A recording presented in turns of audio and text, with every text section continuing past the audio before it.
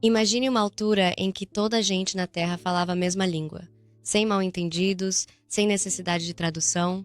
Uma única palavra significava a mesma coisa em todo lado. A comunicação era fácil, a cooperação era natural. A humanidade unida tinha um potencial incrível, mas em vez de usar essa unidade para honrar a Deus, as pessoas voltaram a sua força para sua própria glória. O resultado foi a Torre de Babel, um ponto de viragem na história da Bíblia. Hoje vamos explorar o que aconteceu em Babel, por que é que Deus agiu e que lições nos traz. A história começa em Gênesis 11, mas o pano de fundo vem de Gênesis 9 e 10. Depois do dilúvio, Noé e a sua família saíram da arca e Deus deu-lhes uma ordem clara: sede fecundos, multiplicai-vos e enchei a terra. O plano de Deus era que a humanidade se espalhasse pelo mundo, cuidasse da terra e refletisse a sua glória em todo lado. Mas em Gênesis 11, em vez de se espalharem, as pessoas reuniram-se. Queriam estabelecer-se num lugar e não dispersar-se. Por quê? Porque no fundo, estavam mais interessados em construir a sua própria reputação do que em seguir o objetivo de Deus. A Bíblia diz que o povo se deslocou para leste e estabeleceu-se numa planície na terra de Sinar, que hoje conhecemos como Babilônia, na Mesopotâmia. Era uma terra plana, larga e bem regada, perfeita para construir. Disseram uns aos outros: vinde, façamos tijolos e cozamo-los bem. Vinde, edifiquemos para nós uma cidade e uma torre que chegue até os céus, para que façamos nome e não sejamos espalhados sobre a face de toda a terra. Reparem duas coisas. Queriam uma cidade e uma torre, uma casa permanente, não uma dispersão, e queriam um nome para si próprios, não para Deus. Era o orgulho humano no seu auge. A torre não era apenas um edifício alto vulgar. Na antiga Mesopotâmia, as torres chamadas zigurates eram construídas como templos, que se pensava serem pontes entre o céu e a terra. Portanto, essa torre não era apenas uma questão de arquitetura, era uma questão de rebelião. A humanidade estava a tentar chegar ao céu nos seus próprios termos, criando o seu próprio caminho para Deus, em vez de ouvir o caminho de Deus. Deus viu o que estava a acontecer. O povo estava unido, com uma só língua e um só objetivo. Essa unidade tornava-os poderosos, mas o seu objetivo era corrupto. Se continuassem, nada do que planeassem lhes seria impossível. Tal como Adão e Eva no Jardim do Éden. Então Deus disse: vinde, desçamos e confundamos a sua língua para que não se entendam. E foi exatamente isso que ele fez. De repente, os trabalhadores deixaram de se entender. Imagine-se o caos no estaleiro de construção. Um homem pede mais tijolos, mas o seu colega de trabalho ouve sons estranhos que não reconhece. As equipas separam-se, a confusão espalha-se e o trabalho de construção para. A torre ficou inacabada, o projeto da cidade falhou, e o povo espalhou-se pela terra, exatamente o que Deus tinha ordenado em primeiro lugar. Esse lugar chamava-se Babel, que significa confusão, e a partir daí as línguas e as nações espalharam-se pelo mundo. A história de Babel é curta, mas poderosa. Façamos uma pausa e pensemos no que ela nos ensina.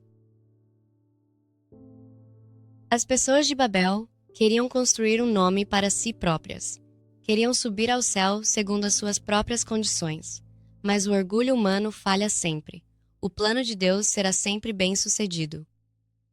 A união pode ser uma bênção, mas só quando é usada para a glória de Deus. Em Babel, as pessoas estavam unidas em rebelião, e esse tipo de união é perigoso. Deus disse à humanidade para encher a terra. Eles resistiram, mas no final, Deus dispersou-os na mesma. A sua vontade prevalece sempre. A torre era a tentativa da humanidade de chegar a Deus pelo seu próprio esforço. Mas a Bíblia ensina que a salvação não é algo que possamos construir com tijolos ou ganhar com obras. É um dom de Deus dado através do seu Filho Jesus Cristo. A confusão de línguas em Babel encontra um eco espantoso no Novo Testamento. Em Atos 2, no Pentecostes, Deus voltou a fazer um milagre com a língua, mas desta vez para unir as pessoas na verdade. Os apóstolos falavam, e pessoas de muitas nações ouviam a mensagem na sua própria língua. Onde Babel dividiu as pessoas, o Pentecostes uniu-as em Cristo. Isto mostra-nos que a verdadeira unidade não se encontra no orgulho ou ambição humana. A verdadeira unidade vem de Deus, através do seu Espírito, e está centrada no seu Filho. A Torre de Babel também aponta para outro grande tema da Bíblia, a Babilônia. Mais tarde, Babel tornou-se a Babilônia, símbolo da arrogância humana, da idolatria e da rebelião contra Deus. No Apocalipse, Babilônia, a Grande, representa o orgulho e a corrupção do mundo, que um dia cairá. Desde a primeira Babel até a Babilônia final, o orgulho humano é colocado contra Deus, mas a Bíblia garante-nos: o reino de Deus triunfará. A história de Babel não é apenas história. Vivemos num mundo cheio de torres, não apenas arranha-céus, mas realizações humanas, orgulho e autoglória. As pessoas continuam a tentar fazer um nome para si próprias, seja através da riqueza, da tecnologia ou da fama. Mas a questão é, em nome de quem estamos a construir? O nosso ou o de Deus?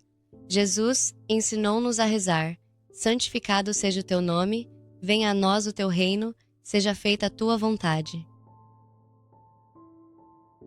É o oposto de Babel. Em vez de construirmos para nós próprios, somos chamados a construir para Deus. A Torre de Babel é um aviso e uma lição. Mostra-nos o perigo do orgulho, a futilidade de nos opormos a Deus e a certeza do seu objetivo. Mas também nos aponta para o futuro, para a esperança da unidade em Cristo, quando pessoas de todas as línguas e nações se reunirão no reino de Deus. Por isso, não construamos torres para a nossa própria glória. Em vez disso, vamos moldar a nossa caminhada para honrar Deus, confiando no seu caminho e olhando para a cidade que Ele está a construir, a Nova Jerusalém, onde o seu nome será louvado para sempre. A Torre de Babel e o Fio de Ouro. Em Babel, a humanidade tentou unir-se em rebelião, para fazer nome e construir o seu próprio caminho para Deus.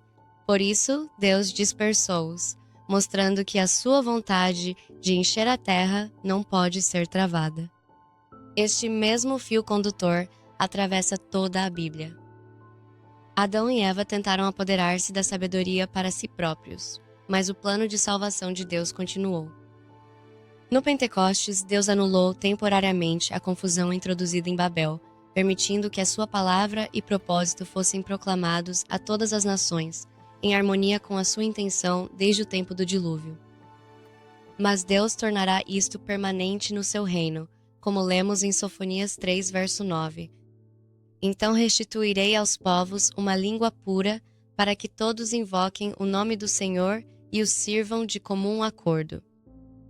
E então, a divisão dá lugar a uma adoração unificada sobre Jesus, como lemos em Zacarias 14, versículo 9. O Senhor será rei sobre toda a terra, e o seu nome será um só. O que a humanidade tentou construir para o seu próprio nome em Babel, Deus completará para o seu nome no seu reino através de Jesus Cristo. Uma família, um culto e uma língua. O fio condutor é que Deus está a construir o seu nome, não o nosso. As tentativas humanas de o substituir falham sempre, mas o seu reino será bem-sucedido. A outra forma de se juntar a nós na viagem, uma que explora com mais pormenor os aspectos práticos de caminhar em direção ao reino de Deus. É o nosso curso gratuito, multilingue, de cristianismo baseado na Bíblia, um curso em vídeo gratuito de 30 lições, que cobre todos os aspectos da Bíblia e da vida cotidiana. E se tiver perguntas sobre as Escrituras, existe um sistema de conversação multilingue no sítio web, onde pode fazer qualquer pergunta sobre questões relacionadas com as Escrituras. Para aceder a qualquer um deles, basta visitar o sítio web indicado abaixo. Se ainda não dispusermos de vídeos ou do curso na sua língua, envie-nos uma mensagem por correio eletrônico para o endereço indicado, indicando o seu interesse e a sua língua, e faremos o possível por os criar para si.